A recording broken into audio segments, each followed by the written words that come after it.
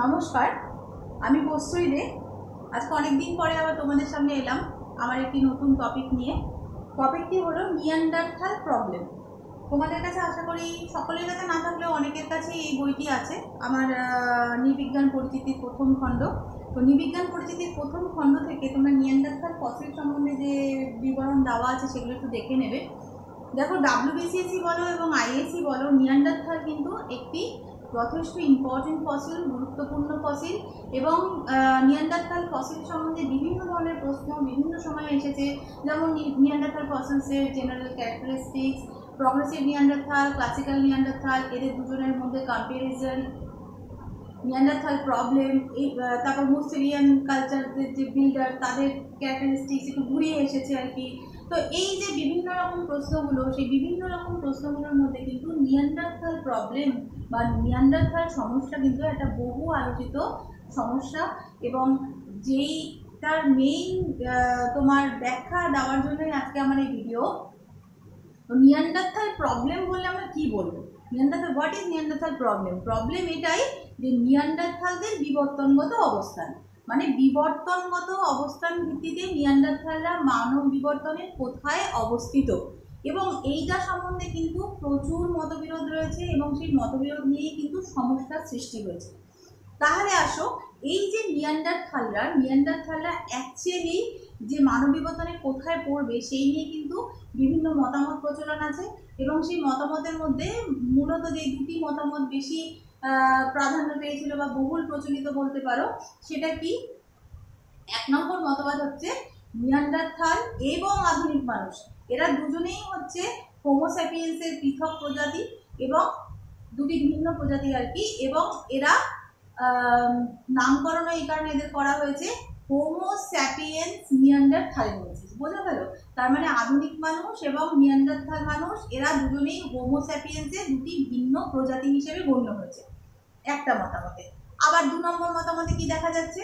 দু নম্বর মতামতে দেখা যাচ্ছে আধুনিক মানুষ এবং নিয়ান্ডারথাল মানুষ এরা কিন্তু পরস্পর একসাথে থেকেছে, এবং নিয়ান্ডারথাল মানুষরা কিন্তু আধুনিক মানুষদের আসার পরে পৃথিবী থেকে অবলুপ্ত হয়েছে, তার আগে নয়। যেখানে অনেক জায়গাতেই বলা হয়েছে যে নিয়ান্ডারথালরা হয়তো বা বিবর্তিত হয়ে আধুনিক মানুষে এসেছে, এই ক্ষেত্রে কিন্তু দেখা যাচ্ছে না, নিয়ান্ডারথালরা কিন্তু আধুনিক মানুষদের আসার পরে বিলুপ্ত হয়েছে, তার আগে নয়। এবং এই সপক্ষে প্রমাণও দেওয়া হয়েছে। কি প্রমাণ? জোবেল কোপদেহ থেকে যে জীবাশ্ম নিদর্শন পাওয়া গিয়েছে নিয়ান্ডারথাল ফসিলসের, সেই জীবাশ্ম নিদর্শনে যে কাল নির্ণয় হয়েছে, সেই কাল নির্ণয় কিন্তু আজ থেকে 60,000 বছরের পুরনো বলে গণ্য করা হচ্ছে, এবং মনে করা হচ্ছে যে তার আগেই কিন্তু আধুনিক মানুষের অলরেডি আবির্ভাব ঘটে গিয়েছে। তাহলে দেখা গেল যে আধুনিক মানুষদের আবির্ভাব ঘটার পরে নিয়ান্ডারথালরা পৃথিবী থেকে অবলুপ্ত হয়েছে। তাহলে এই তো গেল দুটো ভিন্ন মতামত। তাহলে এরপরে আসো বিভিন্ন ধারণাগুলোর উপরে। নিয়ান্ডারথালদের নিয়ে বিভিন্ন ধারণা প্রচলিত আছে বিজ্ঞানী মহলে, যেরকম আর কি নানা মনির নানা মত। তো তার মধ্যে যে তিনটি ধারণা বিশেষভাবে গ্রহণযোগ্য হয়েছিল সেগুলো কি? সেগুলো হচ্ছে ভূমধ্যসাগরীয়, পূর্ব ভূমধ্যসাগরীয়, বেসিক্যালি পূর্ব ভূমধ্যসাগরীয় অঞ্চলে যে আধুনিক মানুষরা ছিল তারা কিন্তু নিয়ান্ডারথালদের পূর্ব থেকেই ওই অঞ্চলে বসবাস করত। পরবর্তী সময়ে নিয়ান্ডারথালরা সেখানে এসেছে, একসাথে তারা বসবাস করেছে, এমনকি তাদের মধ্যে ক্রস ব্রিডিং হয়েছে এবং তাদের সম্প্রসারণও ঘটেছে। বোঝা গেল? এটা গেল এক নম্বর ধারণা। দু নম্বর ধারণা কি? দু নম্বর ধারণা হচ্ছে দক্ষিণ পশ্চিম এশিয়াতে যে নিয়ান্ডারথাল জনগোষ্ঠী ছিল তারাই বিবর্তিত হয়ে আধুনিক মানুষের উদ্ভব ঘটিয়েছে। এবার চলে আসো তিন নম্বর ধারণাতে। তিন নম্বর ধারণা কি? তিন নম্বর ধারণাতে আবার বলা হচ্ছে যে না, নিয়ান্ডারথালরা অ্যাকচুয়ালি বিলুপ্ত হয়ে গেছে, তারা প্রকৃতিতে নিজেদেরকে অভিযোজন করতে সক্ষম হয়নি, প্রকৃতিতে নিজেদের অভিযোজনে ব্যর্থ হয়েছে, এবং ব্যর্থ হয়ে সম্পূর্ণভাবে এরা বিলুপ্ত হয়ে গিয়েছে। তাহলে দেখো, নিয়ান্ডারথাল সম্বন্ধে কিন্তু বিভিন্ন মতামত এবং বিভিন্ন ধারণার প্রচলন রয়েছে। তো এই যে বিভিন্ন মতামত এবং মতামত এবং ধারণাগুলো, তার উপর ভিত্তি করে কিন্তু এই বেসিক তিনটে থিওরি আমরা নিয়ান্ডারথাল প্রবলেমের উপরে দেখতে পাই। কি কি? একটা হচ্ছে সিঙ্গেল অরিজিন থিওরি বা একক উৎস মতবাদ, যার প্রবর্তক ছিলেন সোয়ালেভ। এখানে কি বলা হয়েছে? এখানে বলা হয়েছে নিয়ান্ডারথাল মানুষ এবং আধুনিক মানুষ এরা কিন্তু একই সরলরেখায় বিবর্তিত হয়েছে, ঠিক আছে। এবং এটাও বলা হয়েছে যে প্লাইস্টোসিনের শেষ পর্যায়ে আধুনিক মানুষরা যে উদ্ভব ঘটেছিল তা নিয়ান্ডারথালদের থেকে উদ্ভব ঘটেছিল। এবং এটাও বলা হয় যে বর্তমান যে ইউরোপিয়ান জনগোষ্ঠী তারা কিন্তু এদের উত্তরপুরুষ, অর্থাৎ এদের পূর্বসূরি হচ্ছে তখনকার যে ফসিলসগুলো সেগুলো, ঠিক আছে। এবং এই যে মতবাদ এর সপক্ষে কিন্তু ভোগলভ বলো, স্মিথ বলো, এনারাও সহমত পোষণ করেছেন। এবার চলে আসো দ্বিতীয়তে কি বলা হয়েছে, multi regional theory. Multi regional theory বা বহু আঞ্চলিক মতবাদ। বহু আঞ্চলিক মতবাদে তারা এর সমর্থক ছিলেন স্প্রিঙ্গার, লে গ্রস্টক প্রমুখ এই মাল্টি রিজিওনাল থিওরি মতবাদ ছিলেন। এদের কি বক্তব্য ছিল? এদের বক্তব্য ছিল প্রাক নিয়ান্ডারথাল কোনো মানব গোষ্ঠী কিন্তু বিবর্তনের মাধ্যমে নিয়ান্ডারথাল মানব গোষ্ঠীর উদ্ভব ঘটিয়েছে, ঠিক আছে। এবং এই যে প্রাক নিয়ান্ডারথাল মানব গোষ্ঠী এদের কিন্তু অরিজিন হয়েছিল বা উদ্ভব হয়েছিল কিন্তু আফ্রিকাতেই। বোঝা গেল? তাহলে এটা গেল আমাদের 2 নম্বর থিওরি। 3 নম্বর থিওরি হচ্ছে ইন্টারমিডিয়েট থিওরি বা মধ্যবর্তী থিওরি। সেটা কে করেছিলেন? সেটা করেছিলেন বুল।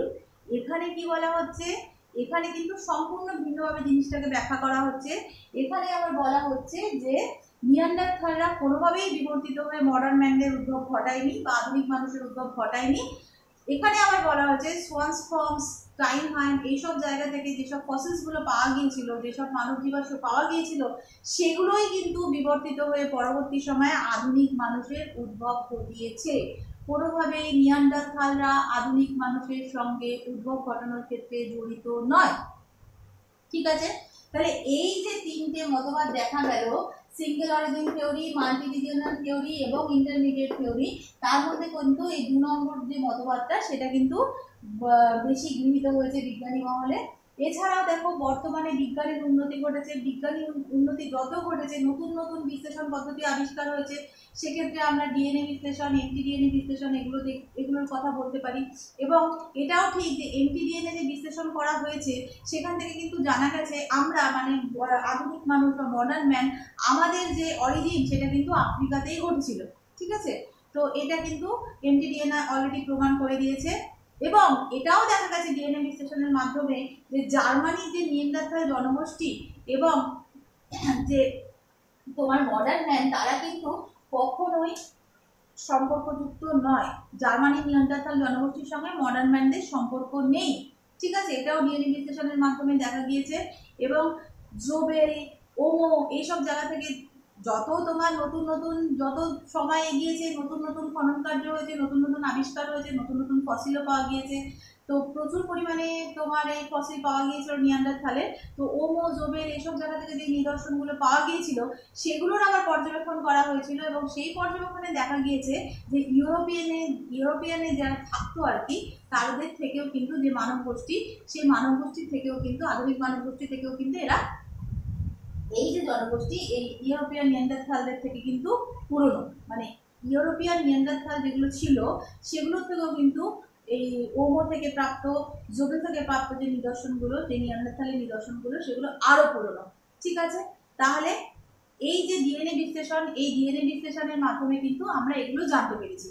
এবার চলে আসো নিয়ান্ডারথালের যে ফসিল, প্রথম ফসিলটা পাওয়া গিয়েছিল তারও কিন্তু ডিএনএ বিশ্লেষণ হয়েছে এবং আধুনিক মানুষের সঙ্গে তার কম্পেয়ার করা হয়েছে। এবং কম্পেয়ার করে দেখা গেছে যে আধুনিক মানুষের সঙ্গে সেই নিয়ান্ডার ফসিলের ডিএনএ বিশ্লেষণের কিন্তু যথেষ্ট পার্থক্য রয়েছে। এমনকি শিম্পাঞ্জি এবং মডার্ন ম্যানের যে ডিএনএ পার্থক্য তার থেকেও 3 গুণ বেশি। তাহলে বোঝা গেল যে ডিএনএ পার্থক্য হিসেবে কিন্তু মডার্ন ম্যান এবং নিয়ান্ডারথালের যথেষ্ট পার্থক্য বিদ্যমান।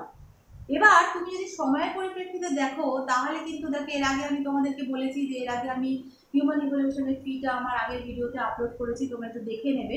নিয়ান্ডারথাল মানুষেরা কিন্তু অনেক পূর্বেই মানব বিবর্তনের যে মূল ধারাটা ছিল সেই ধারা থেকে কিন্তু সরে গিয়েছিল, মানে আলাদা হয়ে গিয়েছিল।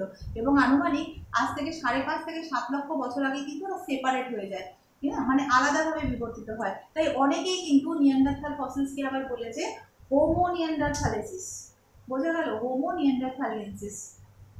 তাহলে এই যে এতগুলো মতপার্থক্য, মানে নিয়ান্ডারথালদের অবস্থানগত মতপার্থক্য, এবং এটাও ঠিক যে নিয়ান্ডারথালদের সঙ্গে আধুনিক মানুষদের তো কিছু বৈশিষ্ট্যগত মিল রয়েছে, তাহলে এইগুলো কিসের কারণে এসেছে, বা এরা কোথায় গেল, এরা কেন অবলুপ্ত হয়ে গেল, এরা কেন বিবর্তনের মূলধারায় বিবর্তিত হতে পারলো না, এই সমস্ত জিনিস নিয়ে কিন্তু মেইন নিয়ান্ডারথাল প্রবলেমের সৃষ্টি। এবং যত, মানে আমি তোমাদের আগেই বলেছিলাম, আমার ফার্স্ট ক্লাসে ভিডিওতেও বলা আছে যে অ্যানথ্রোপোলজিতে একদম একটা খুবই নতুন একটা ডিসিপ্লিন, এবং এটা পুরোটাই কিন্তু মানে ম্যাক্সিমাম জিনিসই কিন্তু ডিপেন্ড করে পুরোটাই প্রত্ন নিদর্শনের উপর ভিত্তি করে, জীবাশ্ম নিদর্শনের উপর ভিত্তি করে, এবং যত দিন যাবে তত কিন্তু আশা করা যায় যে নতুন নতুন জীবাশ্ম নিদর্শন, নতুন নতুন প্রত্ন নিদর্শন পাওয়া যাবে। বিজ্ঞান পদ্ধতি আরও উন্নত করবে এবং পরীক্ষা নিরীক্ষা পদ্ধতি আরও ডেভেলপ করবে, এবং তার ফলে কিন্তু আরও নতুন তথ্য আমাদের সামনে উঠে আসবে। কাজেই এই যে মানব বিবর্তনের বিভিন্ন ক্ষেত্রে যে তোমার বিভিন্ন মতপার্থক্য, এই মতপার্থক্যগুলো কিন্তু অ্যানথ্রোপোলজিতে থাকবে। ঠিক সেরকমই কিন্তু নিয়ান্ডারথালদের বিবর্তনগত স্থান নিয়েও এই সমস্যাটা রয়েছে, এবং তার গবেষণা আজও চলছে। আমরা আশা করছি যে হয়তো বা কোনোদিন এর সমাধান হবে। ঠিক আছে, তো আজকে আপাতত এইটুকুই। এবং তোমাদের আমি প্রথম থেকেই বলে আসছি যে আমার যে নাম্বার 9830769143, তোমাদের যদি কোনো রকম কোনো সমস্যা থাকে, কোনো রকম কোনো কোয়েশ্চেন থাকে, কোনো রকম কোনো কোয়ারিজ থাকে, নির্দ্বিধায় আমাকে এই নাম্বারে হোয়াটসঅ্যাপ করবে। আমি যতটুকু পারবো আমার ক্ষমতা অনুযায়ী তোমাদেরকে সাহায্য করব বা করার চেষ্টা করব। ঠিক আছে, আশা করি ভিডিওটি তোমাদের ভালো লেগেছে। চ্যানেলটি সাবস্ক্রাইব করো, কারণ আগামী দিনে আরও নতুন নতুন টপিক নিয়ে আমি তোমাদের সামনে আসবো। এবং এর পরবর্তী যেটা আমার মনে হচ্ছে এটাও করা খুব দরকার, সেটা হচ্ছে প্রতিটি চ্যাপ্টার অনুযায়ী তার সম্ভাব্য প্রশ্ন সম্বন্ধে ধরে ধরে আলোচনা করা। তো এগুলো আমি আস্তে আস্তে আপলোড করব। আশা করি তোমাদের আমার আজকের টপিক ভালো লেগেছে। ভালো লাগলে অবশ্যই জানাবে। Thank you.